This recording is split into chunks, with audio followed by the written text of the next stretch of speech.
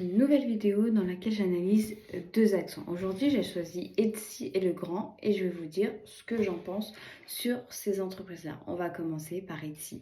Qui ne connaît pas Etsy? Qui n'a pas vendu chez Etsy?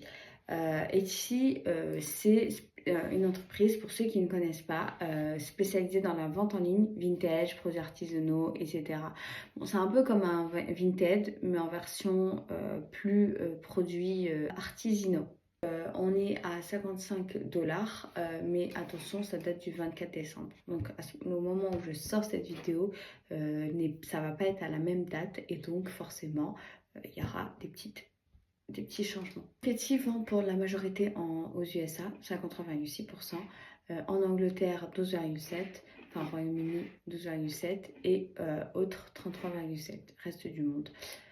Donc le cours de l'action d'Etsy s'est effondré, a fortement diminué. Quand on regarde, c'est que les prévisions de vente n'ont pas été satisfaisantes. Goldman indique que les ventes brutes de marchandises continuent de décliner et que la visibilité sur un retour durable à une croissance positive reste faible. La société va continuer à perdre des parts de marché dans l'espace mondial du commerce électronique. Donc quand on regarde son chiffre d'affaires, pourtant, on voit qu'elle prévoit une croissance de son chiffre d'affaires. Quand on regarde son résultat net, elle prévoit également une croissance. Chiffre d'affaires passant de 2,8 millions à 3 millions. Et idem pour le résultat net, 198 pour atterrir à 363 en 2026. Honnêtement, on voit qu'elle baisse très légèrement, mais qu'elle diminue. Et on voit qu'elle ne verse pas de dividendes. Donc, c'est pas une action dividende. Si vous voulez l'acheter, ça ne sera pas pour des dividendes. Ça sera pour acheter, pour la revendre dans 1 ou 2 ans sur le court terme, quoi. Etsy, en termes de PER, Price and Innovation, elle est de 24,4. Quand on regarde la moyenne, c'est 186,84. Après, elle est face à des très grosses entreprises. Moi, personnellement, je pense que cette entreprise n'est pas viable dans le sens où c'est plus de son époque. Pour moi, c'est un peu comme Jiffy. Jiffy, c'est qu'une question de temps pour moi avant que l'entreprise se ferme.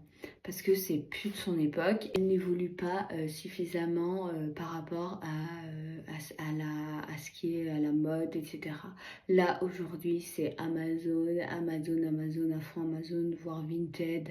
Mais Etsy, c'est plus vraiment ce qui se fait le plus. Donc je pense que si elle n'investit pas pour faire autre chose, pour se distinguer de ces grosses boîtes, de ses concurrents, je pense pas qu'elle survivra. D'ailleurs, tout comme Jiffy qui propose des prix beaucoup plus élevés alors que maintenant il y a Action, quoi. Donc voilà. Donc les analystes, eux, préconisent de conserver. Voilà, si vous les avez déjà, conservez l'action. Je vais vous parler de Legrand. Donc entreprise Legrand, on était à 93 €. Attention, ça date du 24 décembre. Maintenant, à vous de voir ce que c'est, comment le cours a évolué depuis. Voilà. Donc Legrand, c'est le spécialiste mondial des infrastructures électriques et numériques du bâtiment. Donc 36% de son chiffre d'affaires est réalisé dans les produits à plus forte valeur d'usage, data center, produits connectés du programme Elliott et programmes d'efficacité énergétique. Donc ça, c'est plutôt pas mal déjà quand on voit ça sans voir la suite.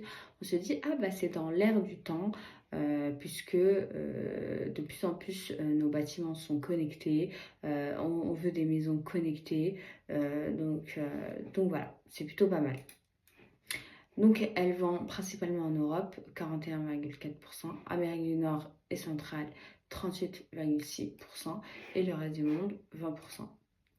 Donc, son chiffre d'affaires, on prévoit une augmentation de son chiffre d'affaires, donc de pas 108 millions à 9 millions.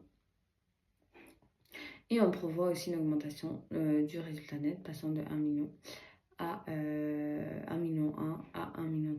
L'endettement net, on voit qu'elle se désendette on prévoit quand même en 2026 assez important un désendettement. Donc on prévoit en 2026 moins 31,91% de désendettement, ce qui est vraiment pas mal. Les dividendes, donc elle se verse des dividendes. Le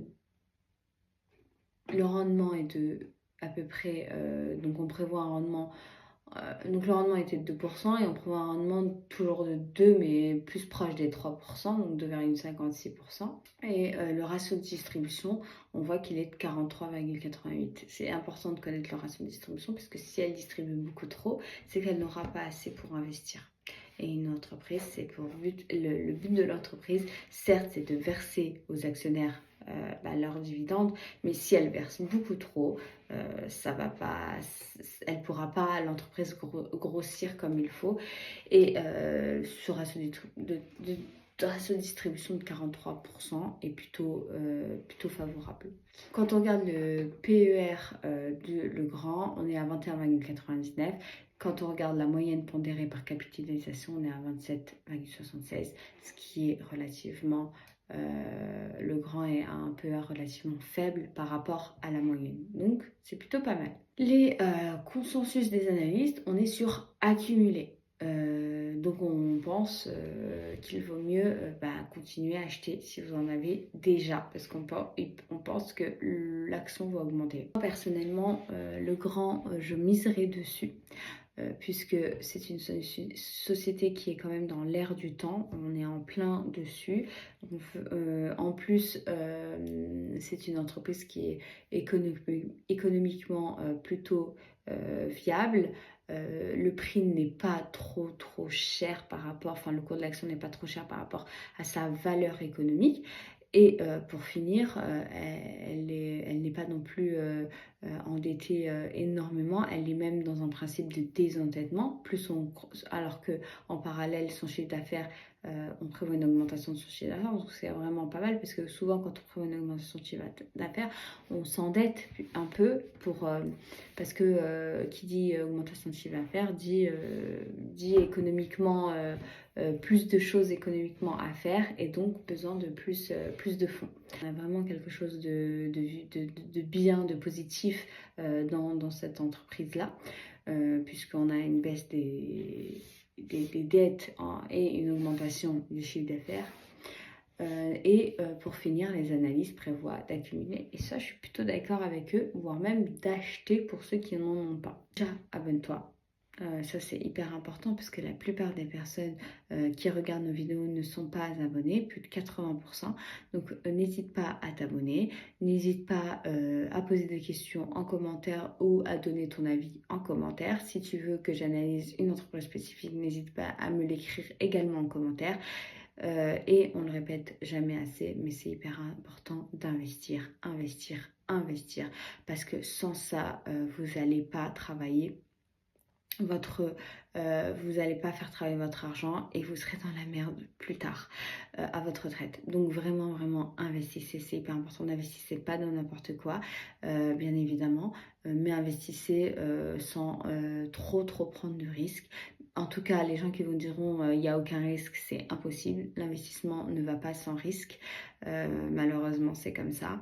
Mais on peut minimiser les risques. Donc, abonne-toi, commente, like, partage la vidéo et n'hésite pas également à télécharger l'ebook gratuit sur la bourse. Donc, c'est totalement gratuit et ça permet de comprendre 2-3 petits éléments importants. En tout cas, je te dis à très vite dans une nouvelle vidéo.